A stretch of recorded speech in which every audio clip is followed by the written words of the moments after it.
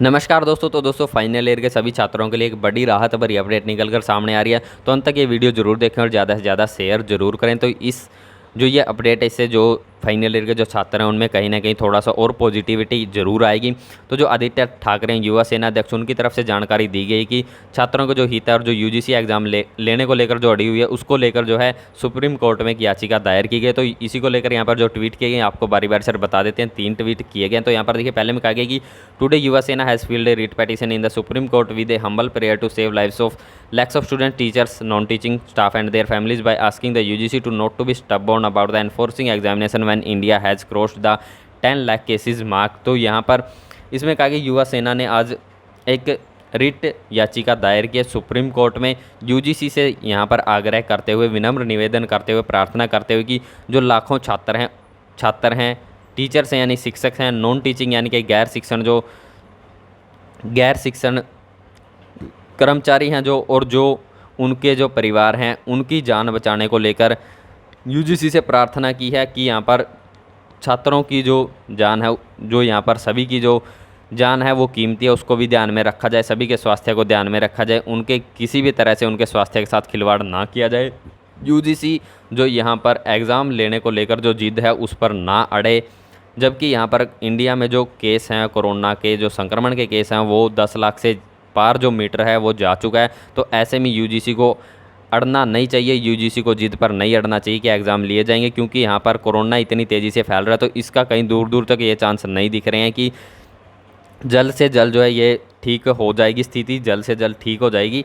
तो इसी कारण जो है यहाँ पर सभी बातों को ध्यान में रखते हुए एक रिट याचिका दायर की गई सुप्रीम कोर्ट में। दूसरा जो ट्वीट है उसमें यहाँ पर देखिए कहा गया कि We believe that academic excellence can't be judged by one examination, and for academic excellence, we must calculate the aggregate marks of the past semester, beyond which if students still feel the need to appear for an examination, the voluntarily may do so post COVID। तो यहाँ पर ये है कि इनका कहना है कि हमारा मानना है कि जो एकेडमिक एक्सीलेंस है वो उसको एक परीक्षा से नहीं आंका जा सकता, एक एग्ज़ाम से नहीं आंका जा सकता।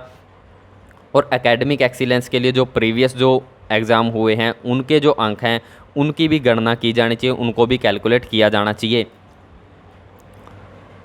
अगर यहाँ पर किसी छात्र को फिर भी लगता है कि यहाँ पर एग्ज़ाम होने चाहिए, कि यहाँ पर उसके नंबर जो यहाँ पर प्रीवियस जो एग्ज़ाम्स हैं उसके आधार पर जो एग्रीगेट मार्क्स का जो प्रीवियस जो सेमेस्टर्स है उसके आधार पर छात्र को लगता है कि नंबर कम लगे हैं, तो बाद में जो है वो छात्र एग्ज़ाम दे सकता है जब यहाँ पर सामान्य हो जाएंगी स्थितियाँ। कोविड-19 से थोड़ा बहुत ही राहत मिल जाएगी, जब स्थितियां सामान्य हो जाएंगी तो छात्र बाद में एग्ज़ाम दे सकते हैं। तो जैसे रमेश पोखरियाल तो बार बार एक ही बात पर अड़े हुए कि फाइनल के एग्ज़ाम होने हैं, कोरोना का ठप्पा लग गया, बेतुकी बातें वो लगातार करते रहते हैं।